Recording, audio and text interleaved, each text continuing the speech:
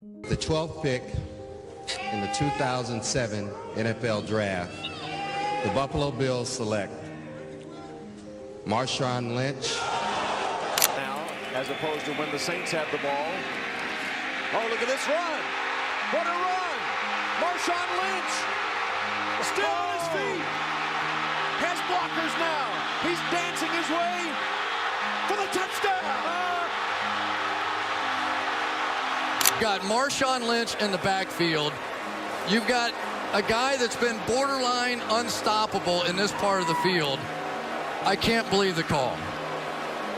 It don't matter what y'all think, what y'all say about me, because when I go home at night, the same people that I look in the face, my family, that I love, that's all that matter to me. I think it's safe to say that this man is one of one. Marshawn Lynch is widely known as one of the more popular running backs in the NFL. When he wasn't being a bruiser on the field, he was off the field giving the media one of his great sound bites. Yeah. In today's video, we're going to be looking back at the career of Marshawn Lynch and what made him one of the best running backs in the NFL. Now, before we get started, as always, make sure you like and subscribe to the channel so you don't miss out on future videos like this one. Now that we got all that good stuff out the way, you know what time it is. Who that?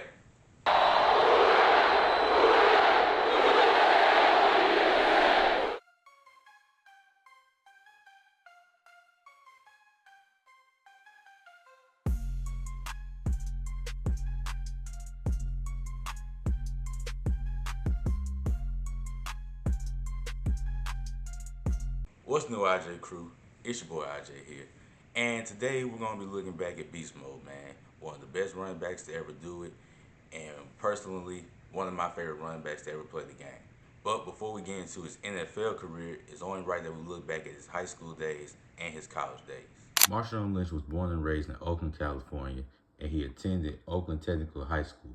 In the regular season, he had 1,722 rushing yards and 23 touchdowns in his senior year, while piling on 375 rushing yards and 10 touchdowns in the playoffs. He will also be voted as Super Prep All-American and was also voted as the San Francisco East Bay Player of the Year. After his senior year of high school, Marshawn committed to the University of California. And in his freshman year, he would rush for 628 rushing yards while having 10 total touchdowns, 8 on the ground and 2 via the pass, and he averaged 52 rushing yards per game. Not bad for a freshman in his first year in college. His production would be on the uptick in his sophomore year, where he rushed for 1,246 rushing yards, having 10 rushing touchdowns, and averaged a whopping 125 rushing yards per game. And Marshawn's junior year would end up being his best year as a whole, rushed for 1,356 rushing yards, having 11 rushing touchdowns, while piling on 328 receiving yards and 4 receiving touchdowns, and averaging 104 rushing yards per game. Now, Marshawn would forego his senior year at the University of Cal and was officially declared for the 2007 NFL Draft. And with the 12th pick, the Buffalo Bills would take a chance on the running back to help solidify their running back room. In his rookie season, Marshawn rushed for 1,115 rushing yards and had 7 total touchdowns in 13 games, while averaging 86 rushing yards per game. Then in the 2008 season, Marshawn had 1,036 rushing yards with 8 rushing touchdowns, while also having 47 receptions for 300 yards and 1 touchdown. And that would be the year that Marshawn would make his first Pro Bowl. So after his first 2 seasons in the NFL, things were on the up and up for Marshawn. In fact, that's where the nickname Beast Mode came from. The fact that he was running with so much authority during his first 2 years in Buffalo obviously garnered the nickname. But despite those first 2 great years, things would start to kind of fall off for Marshawn in Buffalo. See, at the beginning of the 2009 season, Marshawn was suspended for the first 3 games due to a misdemeanor. And the running back that was taking his place during that time was Fred Jackson. And while Marshawn would finish the season with 450 rushing yards and 2 touchdowns, that would prove to be a huge decline in his production. And during the season, he would end up being replaced by Fred Jackson as the full-time running back for the Buffalo Bills. Now, in Buffalo's mind, I'm pretty sure they were thinking this as a win-win, because Fred Jackson just came off his best year as a running back, rushing for 1,000 yards for the first time, and you're able to have Marshawn Lynch back for the 2010 season, so you expect to have a 1-2 combo in the backfield. But that's kind of not how things worked out for Marshawn, as his days as a Buffalo Bill were about to be numbered. In the 2010 season, Marshawn would start 3 games for the Buffalo Bills before being traded to the Seattle Seahawks on October 5th. And as for his stats that season, Marshawn had a pretty good year between the Bills and the Seahawks, rushed for 737 rushing yards and 6 touchdowns. However, it would be one playoff game during that season that would help elevate Marshawn Lynch's career to the next level. Okay, so let me paint this picture for you guys real quick. On one hand, you have the Seattle Seahawks, who made the playoffs, but they were the first team to do it with a losing record. Then on the other hand, you have the New Orleans Saints, who just came off of a great year and win the Super Bowl in their own right. So you would think that the team that just won the Super Bowl the previous year will beat the team that made the playoffs with a losing record, right? Right? Wrong!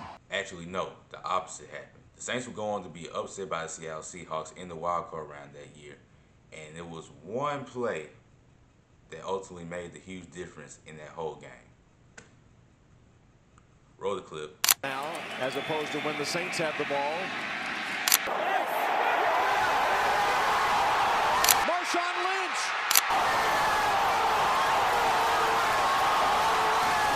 Dancing his way for the touchdown.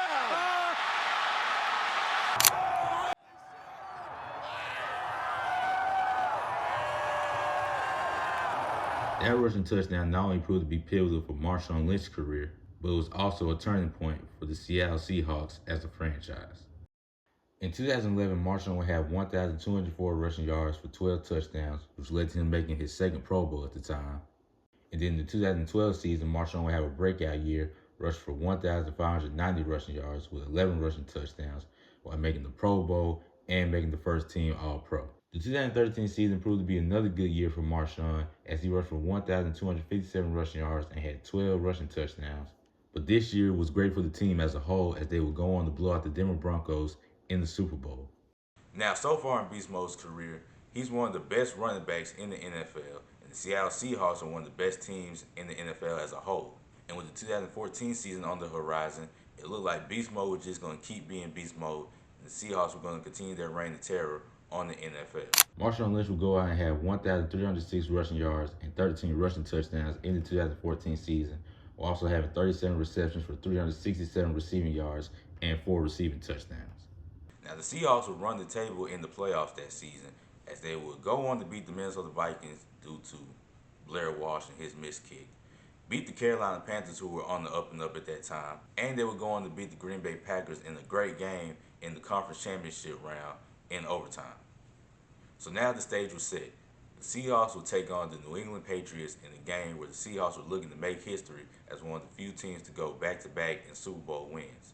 But instead of making that kind of history, they ended up being on the wrong side of the history books, as they were going to be remembered as having the worst play call in NFL history. But before we get into that travesty of a play, let's kind of take a detour real quick and look back at this season to see why Marshawn Lynch is known as Marshawn Lynch. See, it was during this season that Marshawn Lynch would have unique interviews when it came to the media, and check it out for yourself. This is the time where we go off the script. Oh boy. All right, how about the effort of the offensive line to keep pushing against a defense that attacks so aggressively? Yeah. You were on the sidelines for a little bit there. What was going on? Was the back all right? Obviously, you got back in there. Yeah. How important was it to keep the ball on the ground and run out the clock, especially in the fourth quarter when you know this team is so good in the fourth quarter? Yeah. Talk about your performance in the second half, the big run. I'm thankful. What was the song of the day on the way to the game, Marshawn? I'm thankful. Thanks for asking. What's that? I said thanks for asking. That's what you take us talk about it. No, I said thank you for asking. How about the stomach issue early in the game? I appreciate you asking about my stomach. Thank you. I'm here so I won't get fined. I'm here so I won't get fined. I'm here so I won't get fined. Now, I bet you're probably wondering, why did Marshawn answer the media the way that he did? Well, I'm going to let him explain. First came in the league, I got drafted at 20. And I ran around a lot, and I made a lot of mistakes. And then I started seeing the same people that was interviewing me after the games. Oh, you did great, blase, blase, you know, woo, woo. And then when I started hitting these troubles, it was the same people like, oh, I knew he wasn't this, and oh, he's just a criminal and a thug, oh, from Oakland. And it just so happened that all of them people that were speaking bad held a pen and paper or a microphone. Right. Now, if you ask me, that's the perfect explanation for why Marshawn answered the media the way that he did. Because think about it. How would you like it if somebody were to twist your words into something that you didn't mean, or for you to make a mistake and have people criticize you for that one mistake that you did and then go on to paint a completely different image about you? So I can't even be mad at Marshawn for answering the media the way that he did during that time period. But now that we've taken that detour, let's get back on schedule and talk about Super Bowl 49. Now, I'm not going to talk about the game as a whole. I just want to strictly emphasize the final drive of the Seattle Seahawks during that game. On the Seahawks' final drive of Super Bowl 49, Russell Wilson completed a pass to Marshawn Lynch on the go route that would help move the chains. Then, as they were driving down the field, Marshawn Lynch would take a handoff that was just short of the end zone. Now, even though Marshawn Lynch came up just short, common sense would tell you to give the ball back to the guy who, mind you, scored a rushing touchdown for you back in the first quarter. And guy's been the best running back the whole season. So you should... Wait, what you do? Pass is intercepted at the goal line by Malcolm Butler. It should have been Lynch. The phenomenal play. Why didn't you run it? Run it. Why didn't you run it? Bro, the play call was so bad that Chris Collinsworth even called out the Seahawks for this. Got Marshawn Lynch in the backfield. You've got a guy that's been borderline unstoppable in this part of the field. I can't believe the call. Now, I know this video is to mainly focus on the highlights of Marshawn Lynch's career, but this play had a huge impact not only on the rest of his time with the Seahawks, but on the Seahawks' failed dynasty as a whole. That one play call not only robbed Marshawn Lynch of potentially being the Super Bowl MVP of that season, but the whole team of the Seattle Seahawks fell completely off just based off that one play. All y'all had to do was just run the football.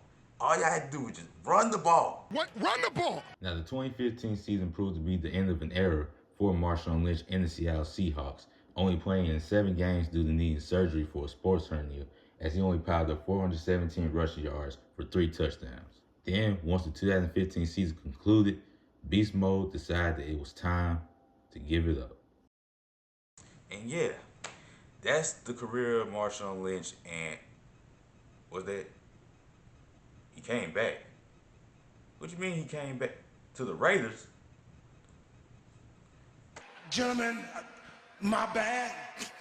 So, after sitting out the 2016 season, Marshawn Lynch came out of retirement for the 2017 season to join the Oakland Raiders. Now, the Raiders had to give up a 2018 5th-round draft pick in exchange for Marshawn Lynch, but they did get back a 6th-round draft pick in that year's draft, and Marshawn would go on to sign a 2-year deal for his hometown Oakland Raiders. And during that season, Marshawn had a pretty nice return back to the field, having 891 rushing yards and 7 rushing touchdowns. But his numbers would decline for the Raiders in the 2018 season, only rushing for 376 rushing yards and having 3 touchdowns. In the 2019 season, Marshawn Lynch was a free agent for the majority of the year, but the Seahawks would sign him towards the tail end of the season to help them in their playoff push, and he played the last regular season game for them, and he played the 2 games in the playoffs. Okay, now that's the career of Marshawn Lynch. And looking back at it, the man had a pretty great career. Okay, when I was doing my research for this video, I did not know that man posted the great numbers that he did in his first 2 years of Buffalo. Now, obviously, things didn't work out for him and the Bills, but that trade ended up being a blessing in disguise because not only did he have that great run against the Saints, but he ultimately helped the Seahawks go from being one of the middle teams in the NFL to being one of the best offense in the NFL, along with them having a great defense. And that play in the Super Bowl, we could be looking at the Seahawks completely different, but it is what it is, though. The numbers that he posted during his career took Marshawn Lynch from being just a kid from Oakland, California, to a potential Hall of Fame.